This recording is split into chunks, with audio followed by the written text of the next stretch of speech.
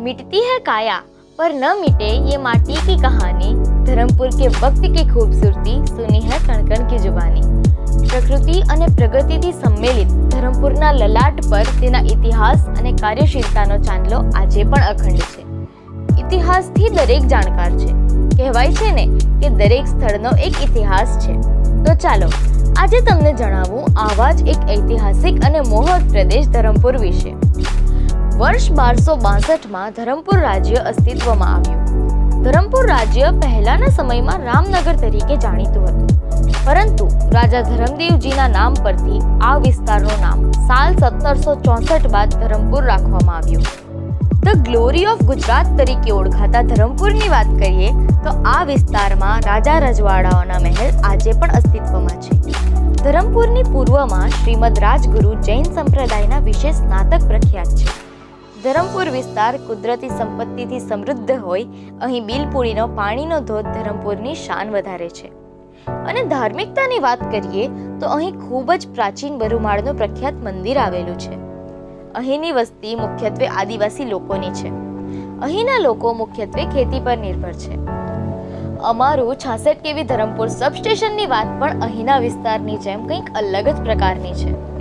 જ્યારે 66 કેવી ધરમપુર સબસ્ટેશન કાર્યરત ન હતું તે સમયે આ વિસ્તારને 33 કેવી ફીડરથી 66 કેવી અટકપારદી સબસ્ટેશનથી સાલ 1983માં વીજ પુરવઠો આપવામાં આવ્યો હતો અને ધરમપુર તાલુકાના 107 ગામડાઓને વીજ પુરવઠો મળ્યો હતો।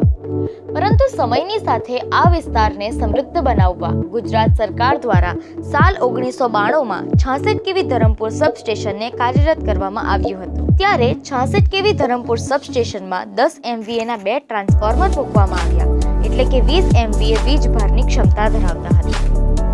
66 કેવી ધરમપુર સબસ્ટેશનની વાત કરીએ તો પહેલા 66 કેવી અટકપારડી સબસ્ટેશનથી કાર્યરત કરવામાં આવેલ હતું અને સાલ 2017માં અવિરત વીજ પુરવઠો મળે તે માટે 220 કેવી અતુલ સબસ્ટેશનથી 66 કેવી લાઇન 1 અને 2 થી જોડીને 66 કેવી ધરમપુર સબસ્ટેશનને સશક્ત બનાવવામાં આવ્યું।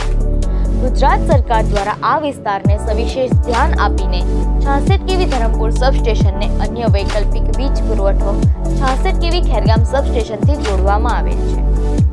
હાલ 66 કેવી ધરમપુર સબસ્ટેશનમાં 10 MVAના કુલ 4 ટ્રાન્સફોર્મર મૂકવામાં આવ્યા છે, એટલે કે 40 MVA વીજ ભારની ક્ષમતા ધરાવે છે। 66 કેવી ધરમપુર સબસ્ટેશનમાંથી હાલ 16 ફીડર નાખવામાં આવ્યા છે, એટલે કે જ્યોતિગ્રામના 5 ફીડર, એગ્રીકલ્ચરના 4 ફીડર, અર્બનના 5 ફીડર અને એક્સપ્રેસના 2 ફીડર। 66 કેવી ધરમપુર સબસ્ટેશનમાંથી હાલ 54 થી વધારે ગામડાઓને વીજ સેવા આપવામાં આવે છે અને 35,000થી વધુ વીજ ગ્રાહકોને આ સબસ્ટેશનથી વીજ પુરવઠો મળે છે, એટલે કે 1 લાખથી વધુ લોકોને 66 કેવી ધરમપુર સબસ્ટેશનથી સીધો ફાયદો મળે છે। 66 કેવી ધરમપુર સબસ્ટેશન સર્વે નંબર 213માં અને 25,733 ચોરસ મીટરની જગ્યામાં બનાવવામાં આવ્યું છે।